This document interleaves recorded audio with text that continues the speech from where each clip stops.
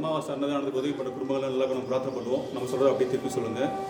அண்ணாமலையார் அருளால் உண்ணாமலை மன்னர்களால் அமாவாசை அன்னதானத்திற்கு உதவி செய்யும் குடும்பங்களின் அறியாது சேர்ந்த சர்வ தோஷங்கள் நீங்கி சர்வ ரோகங்கள் நீங்கி அவரது வாழ்க்கையில் தனம் தானியம் சந்தானம் ஜெயம் தைரியம் பலம் ராஜ்யம் வாகனம் ஆகிய அஷ்ட ஐஸ்வர்யங்கள் பெற்று சம்பூர்ண ஆரோக்கியம் பெற்று அவரது வாழ்க்கையில் எல்லா நலமும் வளமும் பெற